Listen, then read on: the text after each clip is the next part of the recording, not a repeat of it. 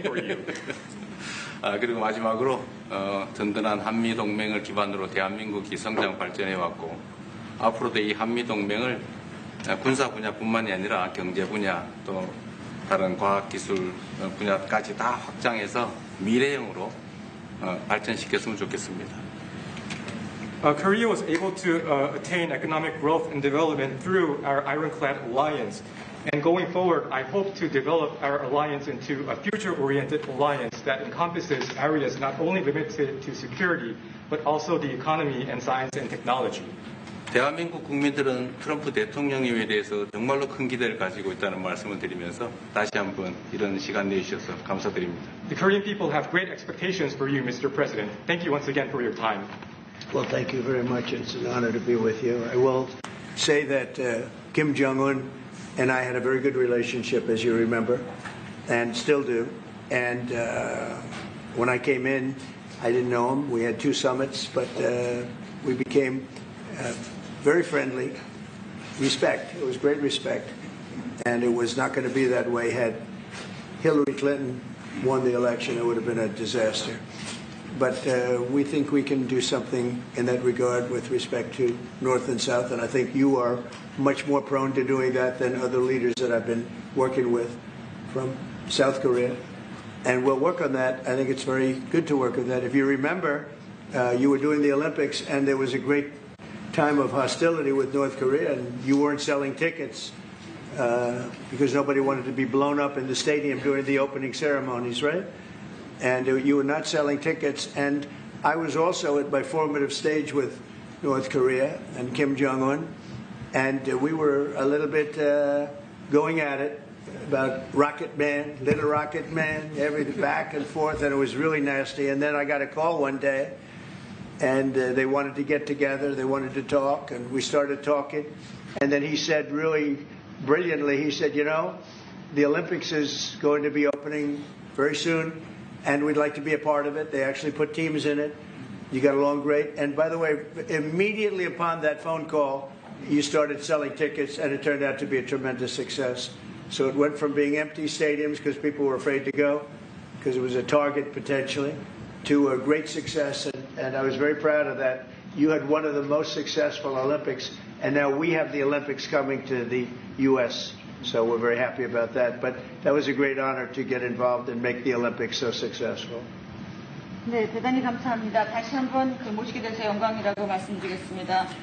제가 김정은 위원장과 굉장히 좋은 관계를 가지고 있습니다. 그리고 현재도 매우 좋은 관계가 있습니다.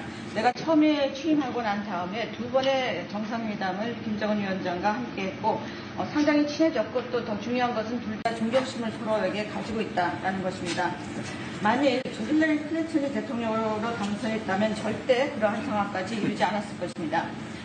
제가 보기에는 이재명 대통령께서 한국의 어느 지도자보다도 북한에 좀 더 문제를 해결하고자 하는 의지가 있는 그러한 대통령이라고 생각합니다. 그래서 어쩌면 우리가 함께 노력한다면 어느 정도 진전이 있을 수도 있겠습니다.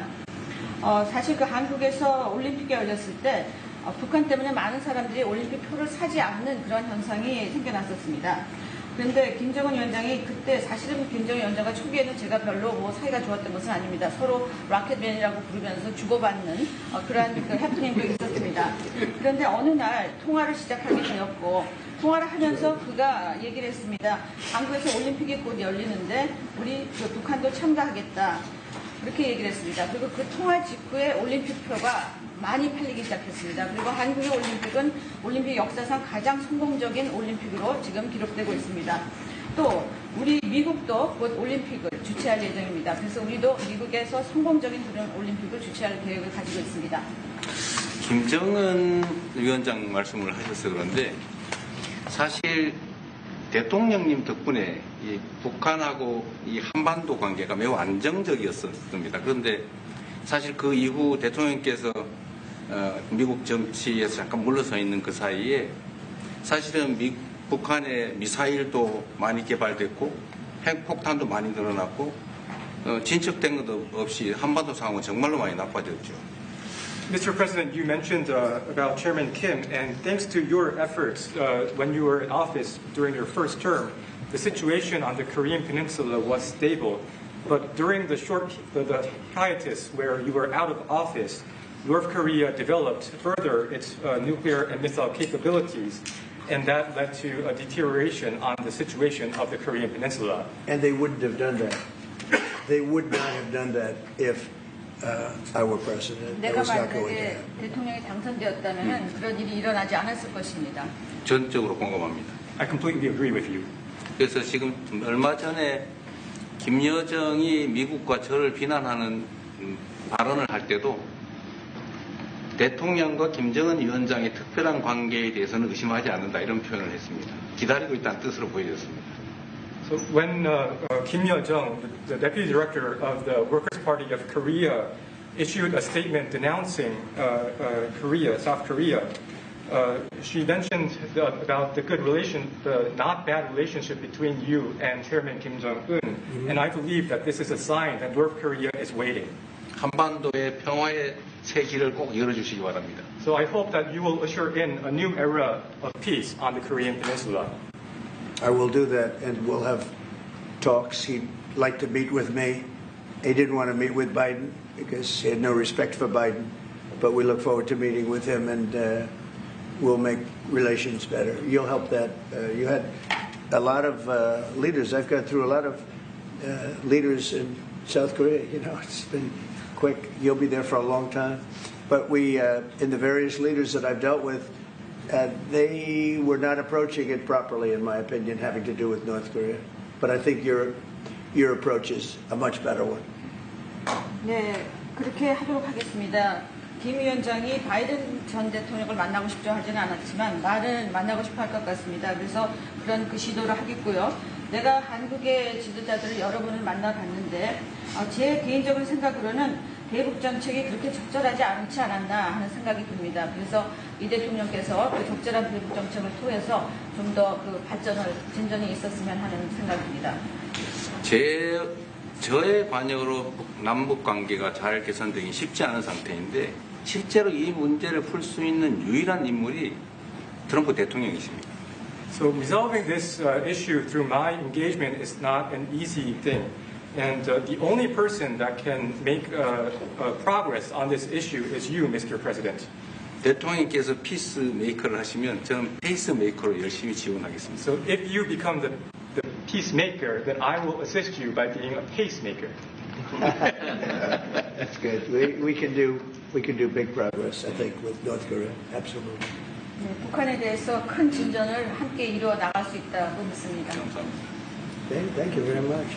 Thank you very much. Good job. Okay, questions, please.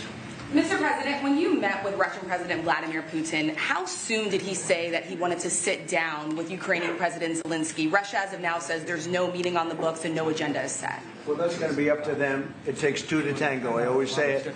And they should meet, I think, before I have a meeting and probably close the deal. But I think it's appropriate they meet. They do not exactly get along well, as you can understand. And I'm sure it's a meeting that perhaps he didn't like. But he wasn't happy about coming to the United States either. That was a big concession, and I appreciate the fact that he did. You know, I've always had a very good relationship, despite a fake Russia haunt that we had. But we've always had a great relationship, very good relationship, strong relationship with Russia. That's a good thing, not a bad thing, by the way. That's a very good thing. And it's good to get along with Kim Jong-un, and it's good to get along with everybody, including President Lee. It's good to get along, and I get along with the foreign leaders. You see that with the biggest group of foreign leaders that we've ever had. Don't forget the European Union was here also representing a large group of countries just recently. So I believe that we're going to get that war straightened out. We're going to get it done. I don't know that they'll meet. Maybe they will. Maybe they won't. They'd like me to be at the meeting. I said, you guys ought to work it out. It's between you. It's not us. Now, in the meantime, we're not spending any money on, as you know, on Ukraine. We're selling military equipment to NATO. NATO now is taking in, excuse me, NATO now is taking in a large amount of money from the countries. They're taking in 5% of GDP versus 2%. They're paying the 5%. They never paid the 2%, most of them, or a lot of them. NATO has a lot of money. we are selling military equipment to NATO at full price, and NATO's distributing that equipment to wherever they are. I mean, perhaps to Ukraine. So NATO's working with Ukraine. Biden was giving hundreds of billions of dollars, just willy-nilly, just giving money. He had no idea where it was going. It was terrible what was happening. So we're not involved anymore in terms of the cost. We're in for $350 billion. As you know, I also got the rare earth deal done with Ukraine, which was worth much more than the $350 billion. But I'm not interested in the money so much, even though we've done a great job in that regard. I'm not interested in that. I'm interested in stopping a war where last week 7,109 soldiers died, both Russian and Ukraine. It's such a waste of life and humanity. They're not from this country. They're not from any other country other than Ukraine, for the most part, other than Ukraine and Russia. But it's a very important thing to me to stop it. I stopped 7 wars that were raging, one for 31 years, the Congo, and as you know, Rwanda, one for 35 years. I don't have to go into them. You know the list better than I do. But we stopped a lot of wars, including, you think about it, India and Pakistan, which was probably 2 weeks away from being a nuclear war. They were shooting down airplanes all over the place. So I'm very proud of that. I thought this would be, in many ways, the easiest way. I have a very good relationship with Putin. I thought it would be the easiest one to stop, and it's really not. It's very complex. It's very personal from their standpoint. There's tremendous dislike personally between the two men, and we're going to have to straighten that out. But I would like to see them meet first. They'd like me to be there. I may be there. I may not. I'll see. But I wanted them to work out their differences first, because it is ultimately between them. And when that happens, I think we'll get an end. Maybe they meet, maybe they don't. How long are you willing to let this play out? And if they don't meet, will there be consequences, and how soon for Russia? Yeah, there could be very big consequences, but we'll see what happens. There might be very big consequences, because this is something that has to end. This war would have never taken place, and for 4 years it didn't take place. But if I were president, this war would have never taken place. There has not been a war like this since the Second World War. This is the biggest thing that's happened in terms of warfare, wars. It's a whole new form of fighting. It's a drone fighting. It's a drone war. No, a drone war never existed before. And we're actually studying it from the standpoint of Pete Hegseth and everybody. We're studying it and studying it very carefully. This is a whole new form of war, but it's a violent war, and there has been nothing like this since the Second World War. So we'll see what happens over the next week or two, and at that point I'll step in very strongly, and if I have to be there, I'll be there. And we'll either have a deal or we won't. But a lot of people are dying, and I want to get us... Kim Jong-un wants to meet. When do you want to meet with him? With who? So the North Korean leader wants to meet. How soon would you? You know, we want to have a meeting. I like to have a meeting. I get along great with him. You know, you were there. We even had a press conference. He had his first press conference. Kim Jong-un had a press conference. This was a little different press conference. I said, have you done a press conference before? No. And you know what? He did great. It was a great press conference, actually. It was historic. I doubt he's done one since. But I said, would you like to meet the fake news? Because whatever you want to do. And they came in like, you've never seen anything like it. And then he said, enough. And that was the end of the press conference. That was the end. It ended very rapidly. But I think he had a good time. I look forward to meeting with Kim Jong-un in the appropriate future. Would you reduce the number of forces in South Korea so that the United States could have more flexibility in the region? Would you consider reducing the number of U.S. forces in South Korea so that the United States can have more flexibility? Well, I don't want to say that now, because we've been friends and we're friends. And look, we have a lot of people over there. We have over 40,000 troops in South Korea. As you know, South Korea agreed to pay for that during my last term. And then when Biden came in, they complained to Biden that I wasn't a nice person. And he agreed not to pay. He gave up billions of dollars. We were getting paid billions of dollars. But then Biden ended that for whatever reason. It's unbelievable that he did. But we have a very good relationship militarily. They would say, but we gave you land. I said, no, you didn't. You lease us land. There's a big difference between giving and leasing. And maybe one of the things I'd like to do is ask them to give us ownership of the land where we have the big fort. You know, we spent a lot of money building a fort, and there was a contribution made by South Korea, but I would like to see if we could get rid of the lease and get ownership of the land where we have a massive military base. Okay? Would you go? Thank you, Mr. President. How are you planning to make? I also want to ask this question to Mr. President. Who are you with? I'm Song Mi-jin. I'm from South Korea's KlowdTV. Good. Thank you so much. So, as mentioned earlier, United States is South Korea's most important and closest ally. So, in this point of view, I would like to ask you and also President Lee, what do you think are the key ways to make the South Korea-U.S. alliance greater? Well, I think it's great now. I feel very warmly toward South Korea. I will tell you that I have a lot of people in business that I deal with that are from South Korea. They love Trump because they feel I've saved. I think you would have had a nuclear war if I weren't. I think you would have had a nuclear war, North Korea and South Korea. I think it would have been a disaster.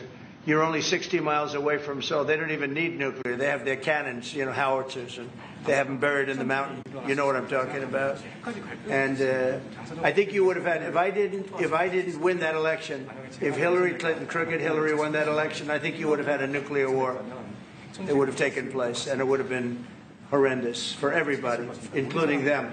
It would have been very bad for them because we would have had to enter the picture, and we are the most powerful nuclear country in the world by far. Russia's second, China's third. China's going to catch eventually, 5 or 6 years. They're working to catch. One of the things we're trying to do with Russia and with China is denuclearization. And it's very important. One of the things I discussed with President Putin the other day, it wasn't just that, it was also other things. And I think the denuclearization is it's a big aim. But Russia's willing to do it, and I think China's going to be willing to do it too. We can't let nuclear weapons proliferate. We have to stop nuclear weapons. The power is too great. Okay? Thank you. Mr. President, I'd like to ask you further question about South Korea and U.S. alliance. I'm Anna from the Korea Times, and I'd like to ask you about the trade deal that's on the table. You mentioned about the shipbuilding industry, and President Lee mentioned about the manufacturing industry. And what other areas or sectors that you intend to focus on this trade deal? Because Korea is bringing in many investments and trade jobs as well. So I'd like to know the opinions of both, how to get a beneficial outcomes for both countries through this deal. Well, we're going to get along great because we really sort of need each other. We love what they do. We love their product. We love their ships. We love a lot of the things that they make. And they love what we have. We're dealing with them on Alaska having to do with the oil. You need oil and we have it. So we have a big advantage in that way. We have more oil and gas and coal and energy than any other country in the world by far. No, for whatever reason, God was very good to us. He gave us the greatest. We didn't use it. We started to use wind. Wind doesn't work. They started to use solar panels that took over the land all over the Midwest, where the farmers said, what happened to my land? They'd have a 10-mile by 10-mile solar field that they couldn't farm, the most valuable farming land in the world, probably the most vibrant in the world. And they put solar plants all over the place. It's ridiculous. A big, massive black fields of solar that all comes out of China, or plastic, all comes out of China.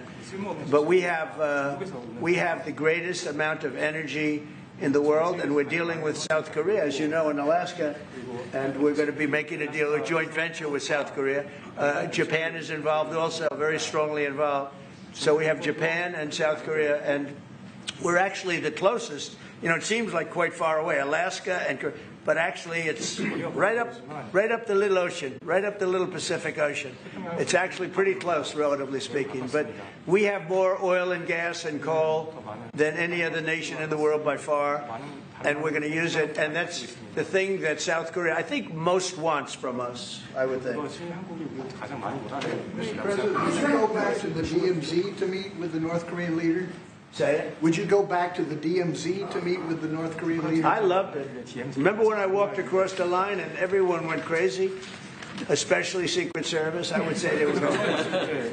And I looked into those windows, you know, the windows, the glass, that you could only see if you looked direct, because there was all sorts of stuff. But I looked in and I saw more rifles pointing at me than you could. There were a lot of rifles in that building. The Secret Service was not happy. You know the buildings I'm talking about? The two blue buildings on each side. And I walked up the middle and I looked in the window and I saw more guns in that room than I've ever seen in my life. I looked at the other side and it was the same thing. And yet I felt safe. I felt safe because I have a great relationship with Kim Jong-un. I hope it stays that way. I think it will. I have a very good relationship. I understand him. I spent a lot of free time with him talking about things that we probably aren't supposed to talk about. And, you know, I get along with him really well. I think he has a country of great potential, tremendous potential. Is it possible you meet him this year or maybe next year? Well, I'm meeting a lot of people. I mean, it's hard to say that, but I'd like to meet him this year. President Xi would like me to come to China. It's a very important relationship. As you know, we're taking a lot of money in from China because of the tariffs and the different things. And it's a very important relationship. We're going to get along good with China. I hear so many stories about we're not going to allow their students. We're going to allow their students to come in. We're going to allow. It's very important. 600,000 students. It's very important. But we're going to get along with China. But it's a different relationship that we have now with China. It's a much better relationship economically than it was before. With Biden, boy, what he allowed that, I mean, they just took him to the cleaners. You know the expression? They took him to the cleaners. I'm sure they have an equal expression in South Korea, but they took that guy out for a ride like nobody's ever been ridden before. Terrible. But we have a very strong relationship, Howard, I would say, economically with China now, getting much better. They have to give us magnets. If they don't give us magnets, then we have to charge them 200% tariff or something, you know. But we're not going to have a problem, I don't think, with that. I think that's perhaps behind us. You know, China intelligently went and they sort of took a monopoly of the world's magnets.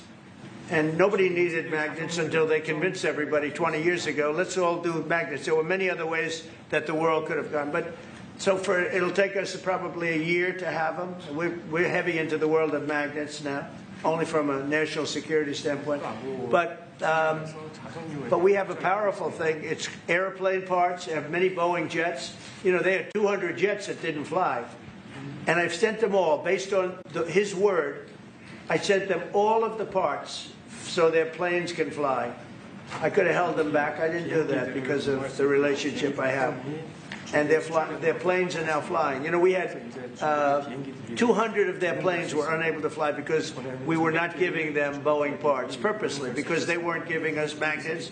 Therefore, we weren't giving them. But we have a much more powerful thing, that's tariffs. If we wanted to put 100%, 200% tariffs on, we wouldn't do any business with China. And, you know, it would be okay, too, if we had to. But the magnet situation, we have tremendous power over them, and they have some power over us with magnets. We're going to have a lot of magnets in a pretty short period of time. In fact, we'll have so many we won't know what to do with them. But you know the story. It's a very interesting history with magnets. And it really is because presidents, not being business people, they allowed that to happen. And they shouldn't have. But we have much more. I mean, look, in terms of playing the cards, we have much bigger and better cards than they do. But with that being said, I think we have a great relationship. I spoke to President Xi fairly recently, and at some point, probably during this year or shortly thereafter, we'll go to China. And I think we're going to see a magnificent sight. It's a great country. Mr. President, on the National Guard. You and President Lee actually are planning to go to China. You mentioned either this year or next year. Could you please share more details about your plans going to China? And also President Lee, I think... Well, maybe we'll go together. Do you want to go together? We can share a plane. We'll save energy. We'll save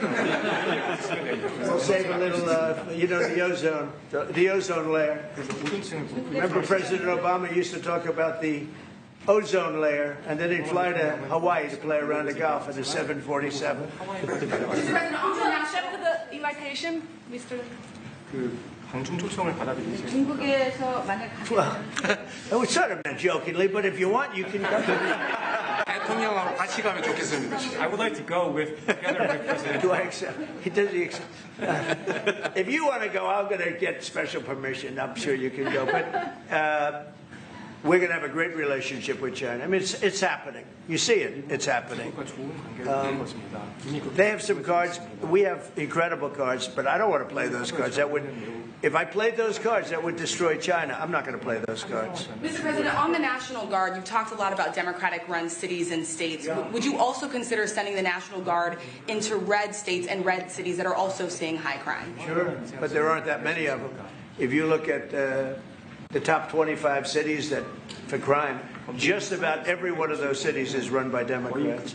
And you know, one of the bad things they did, cashless bail, if you look back on time, when they allowed a murderer out that afternoon, you know, he'd kill somebody and then a couple of hours later he's walking the streets again, oftentimes killing again rapidly.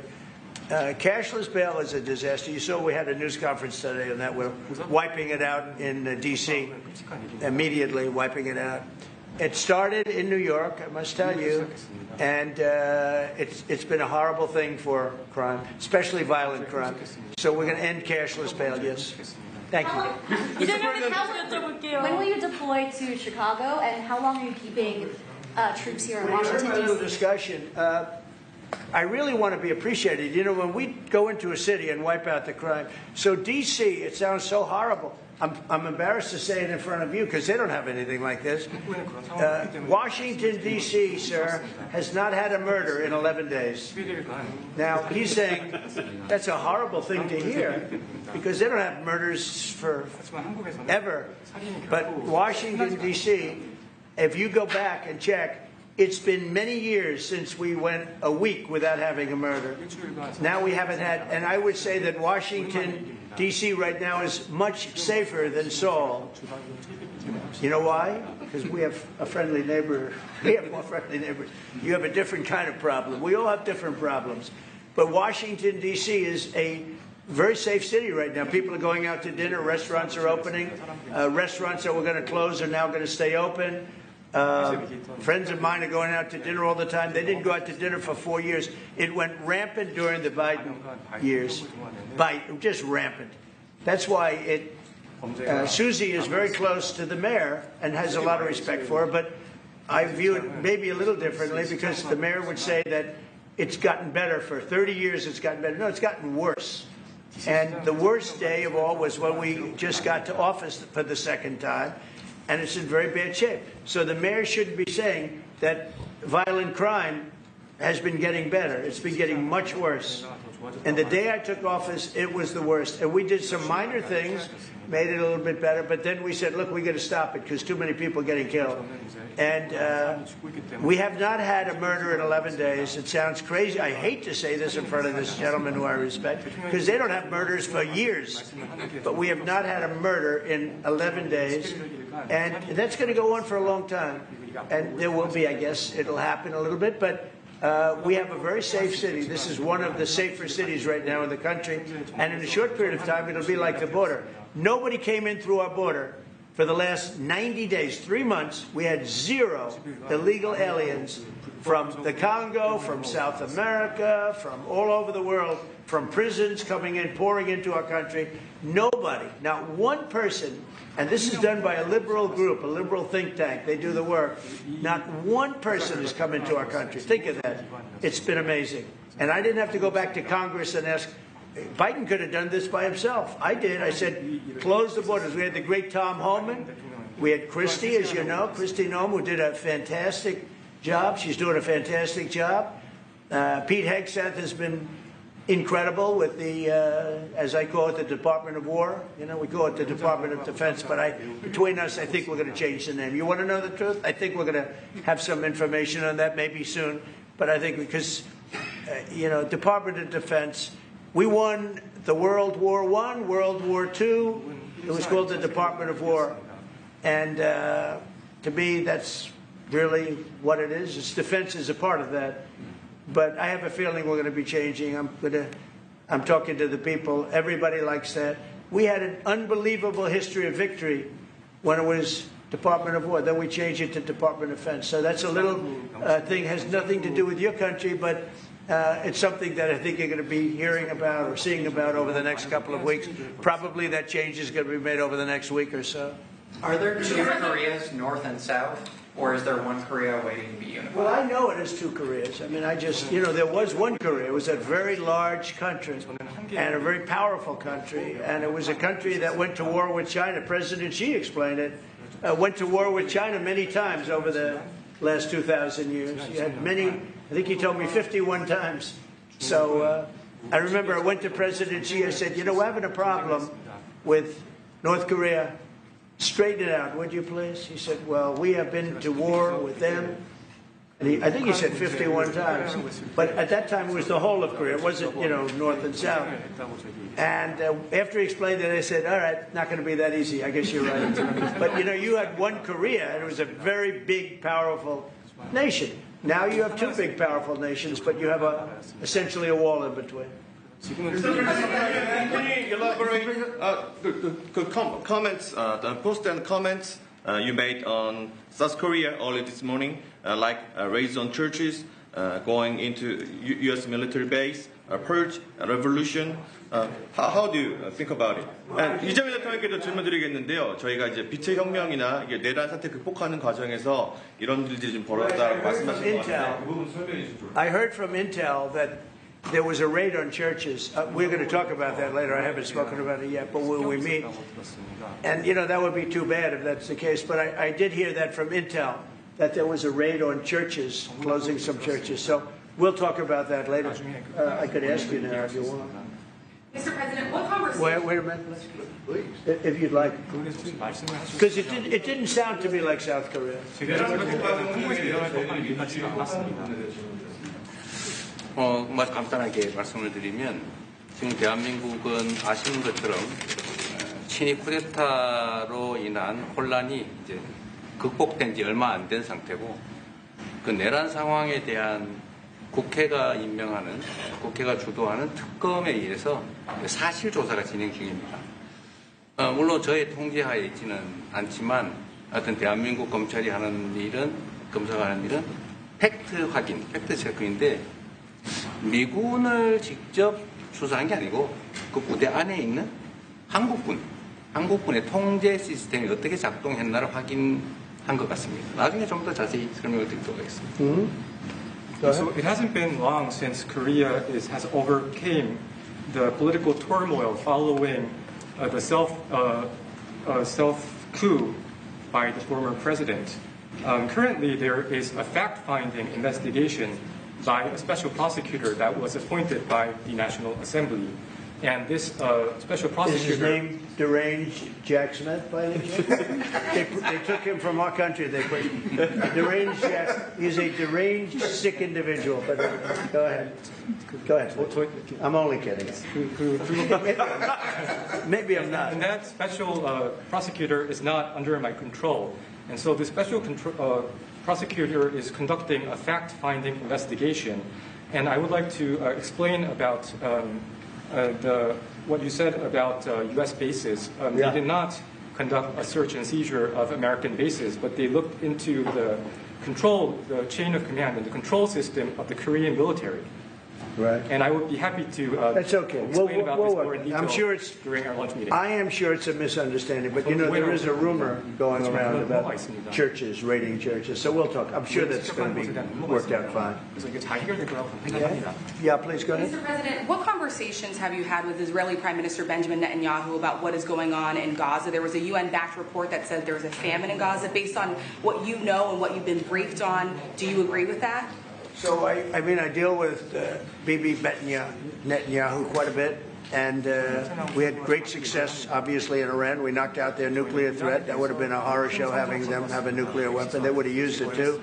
We did very well there. Right now, they're talking about Gaza City. There's always talking about something. At some point, it's going to get settled. And I'm saying you better get it settled soon. You have to get it settled soon. And that means, nobody can forget October 7th. People forget October 7th. That was one of the most brutal. I've seen some terrible things, some brutal things. That was about as bad as it gets. And nobody can forget that. With that being said, it's got to get over with. It's got to get over with because between the hunger and all of the other problems, worse than hunger, death, pure death, people being killed. And, I'm the one that brought back the hostages, and I did it with that gentleman right there, Steve Witkoff, and with Marco. All of us, the whole team, we worked together. Even the trade people worked on it with us. And we brought back a lot of the hostages. Now we're left with, would you say 20, Steve, or would you say it's less than 20? I hope it's 20. He hopes it's 20 because some could be dead. That's what he means, I assume. So we have 20, but there's rumors that some could be dead. It's a terrible situation over there. Terrible, terrible situation. But it's coming to a head. It's coming to an end. We are sending, we sent $60 million of food over there just recently. And I don't even know if people know it. We distributed ourselves. We're giving a lot of food, spending a lot of money on food, getting it over there. We have a lot of food. We have a lot of oil, and we have the greatest farmers in the world. So we have a lot of food, but we're sending a lot of it over to Gaza, and we're feeding a lot of people. But with all of that being said, it's a lot of people to feed. And I think that we will have, I think within the next 2 to 3 weeks, you're going to have pretty good conclusive ending. And it's a hard thing to say because they've been fighting for thousands of years. If you want to know, that's been a hotbed forever. But I think we're doing a very good job. But it does have to end. But people can't forget October 7th either. Do you plan to attend APEC summit to be held in Korea? Summit in South Korea? Yes, South yeah, Korea. I'd love to. Last time I spoke in front of your parliament, and I loved doing that. Beautiful respect they had for our country, and a beautiful room. I remember how beautiful it was, and I enjoyed doing it. No, I could see going. I think I'm going for a trade meeting to South Korea pretty soon. You're hosting a trade meeting. So I can sneak away from that trade meeting and we'll go and do something for the president if he'd like me to do that, okay? But so we'll be going there fairly soon. You know about that? If you attend, then it's a good chance to meet up Kim Jong-un again or maybe Xi Jinping. Then how do you think of it? You mean set them up together? Yes. That'd be interesting. We'll arrange a meeting between you and Kim Jong-un. Would you like that? That's a very tough question right now. I don't know where that question is leading. Anyway, look, I get along great with Kim Jong-un, and whatever I can do having to do with South Korea and getting people together, you should get together, right? Yes, ma'am. Yes. Yeah. I want to ask. Turned to be the worst one in the room. I want to ask about Masca project. Masca project. Great again. Shipbuilding. Yeah. Yeah. Oh yeah, sure. Yeah. We're going to do that. Yeah. I think we're going to do that very strongly. We're going to have a big, within a period of, it takes a while. That's a hard one to start. Some companies you can start easily. Shipbuilding's a tough one to start, but we'll be doing that. Now, with that being said, we make the best submarines anywhere in the world. We make submarines. We're 25 years ahead of anybody else in submarines. So we do that. We do that. But we really gave up the shipbuilding industry foolishly. Many years ago, but we're gonna start it up again. We're gonna be making our own chips again soon. Okay, how about one or two more? Have you been briefed on the search of John Bolton's home and office from Friday? Have you been briefed I on have that? not been briefed. No, I read it just like you did. I was never a fan of his. I thought he was stupid. I thought he was, a guy that only wanted to go into war. He liked killing people. I thought he was essentially a bad guy, but I'm not involved in that. No, you'd have to ask Pam Bondi about that. Are more raids coming, sir? Are more raids like that coming, sir? Are more raids like the one on John Bolton's house coming? More raids? I don't know. You'd have to ask the Department of Justice. They raided my house, I can tell you that. They did a big raid on my house. They took away everything that wasn't pinned down, and they took away some of that too. No, they raided Mar-a-Lago. They started that. These were bad people that we had in our government before. They raided Mar-a-Lago. They went into my wife's area. They went into my son's area, my young son. And what they did was a disgrace. But how did it work out? Oh, I see. We're in the overall. Oh, I guess it didn't work out too well for them, did it? They are bad people. They're sick. They're sick people. And they came in with their guns into Mar-a-Lago, and like 98 people. I wasn't there. Fortunately, I wasn't there. But they are very evil, very sick people, that group. And if they would have won the election, this country wouldn't exist as we know it. This country would have been a failed country. And now it's the hottest country anywhere in the world by far. We are the hottest country in the world by far. Okay, another question? Yes, sir, go ahead. Yeah. President Lee met with the Japanese Prime Minister before this summit. That's good. So is there something to discuss regarding the cooperation among the South Korea, U.S., and Japan? I think so. Look, Japan is a great ally of us, and I had a little bit of a hard time getting you two together because you're still thinking about comfort women, right? Comfort women. That's all they wanted to talk about was comfort women. And I thought that was settled a few times over the decades. But there is an overlapping problem with that. Perhaps I'm wrong in saying it. Perhaps this isn't right, but the whole issue of the women, comfort women, very specifically, we talked, and that was a very big problem for Korea, not for Japan. Japan wanted to go. They want to get on, but Korea was very stuck on that. Do you understand? So I don't know. Perhaps you'd like to answer. It's a good question. It was hard getting Japan and Korea together because of what took place a long time ago. But Japan wants to do it, I can say. Korea is a little bit more tenuous, please.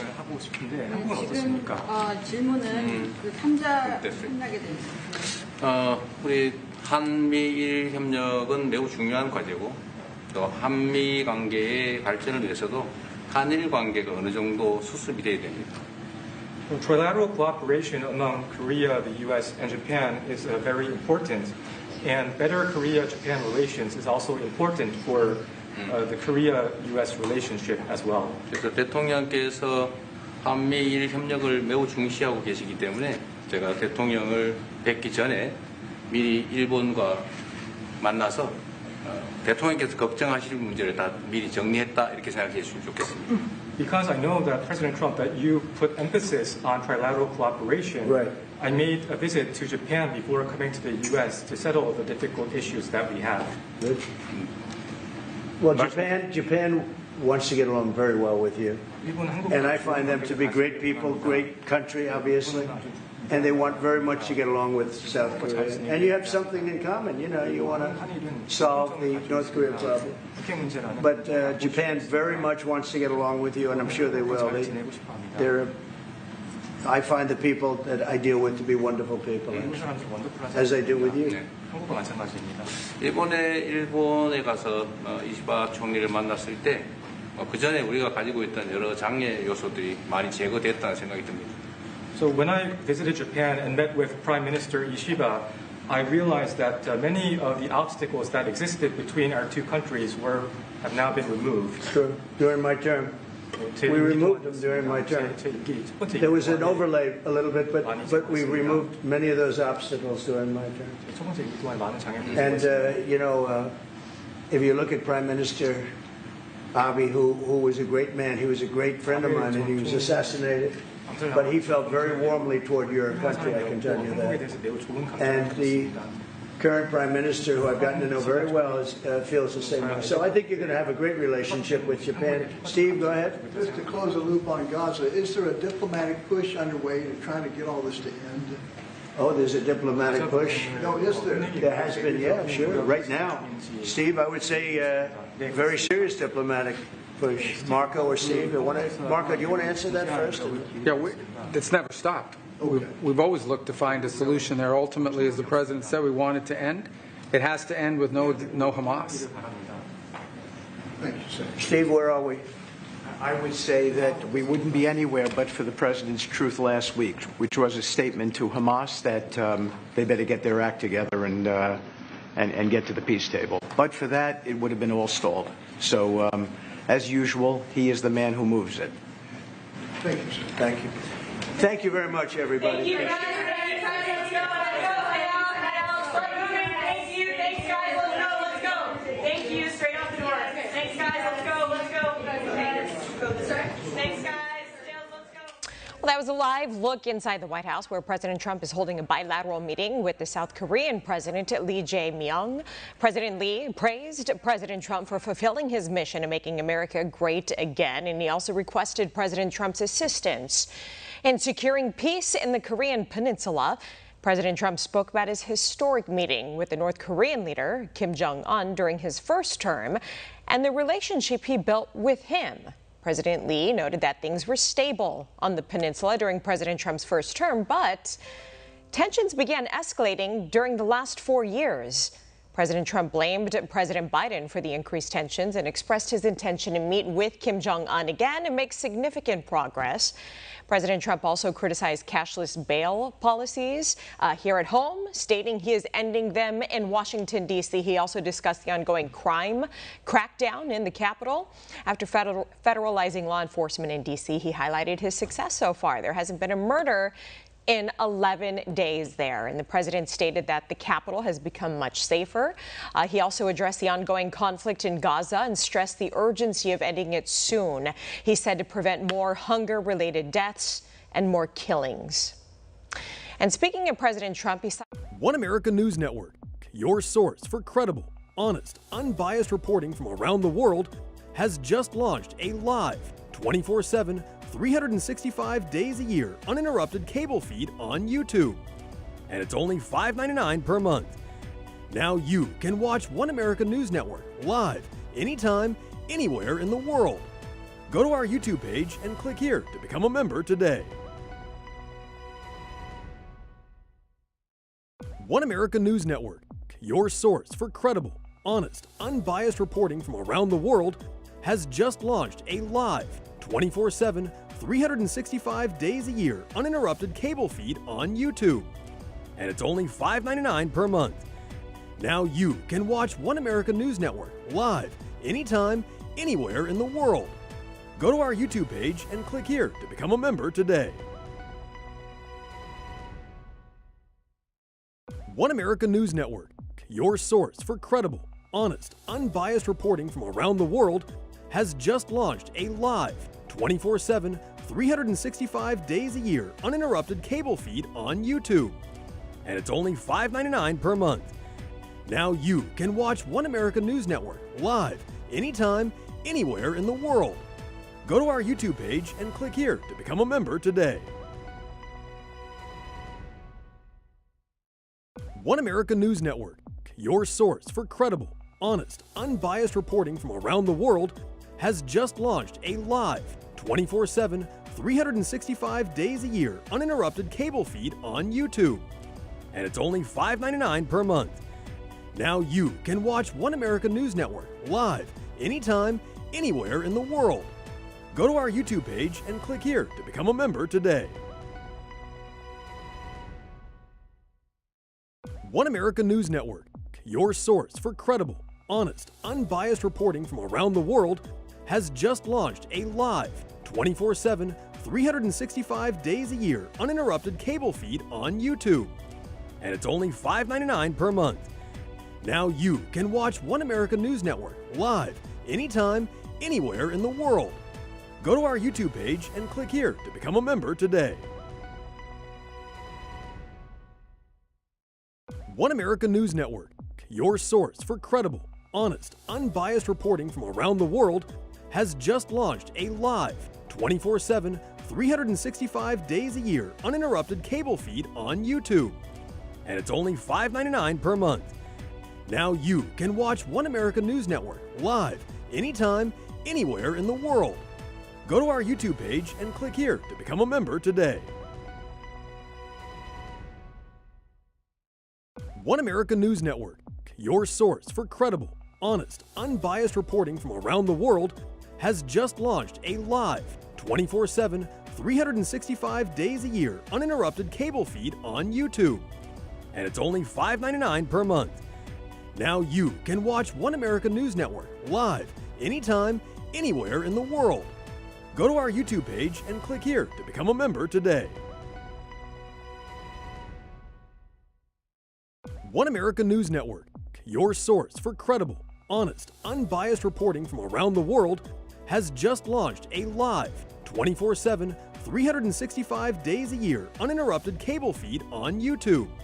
And it's only $5.99 per month. Now you can watch One America News Network live, anytime, anywhere in the world. Go to our YouTube page and click here to become a member today. One America News Network, your source for credible, honest, unbiased reporting from around the world, has just launched a live, 24/7, 365 days a year uninterrupted cable feed on YouTube. And it's only $5.99 per month. Now you can watch One America News Network live, anytime, anywhere in the world. Go to our YouTube page and click here to become a member today. One America News Network, your source for credible, honest, unbiased reporting from around the world, has just launched a live, 24/7, 365 days a year uninterrupted cable feed on YouTube. And it's only $5.99 per month. Now you can watch One America News Network live, anytime, anywhere in the world. Go to our YouTube page and click here to become a member.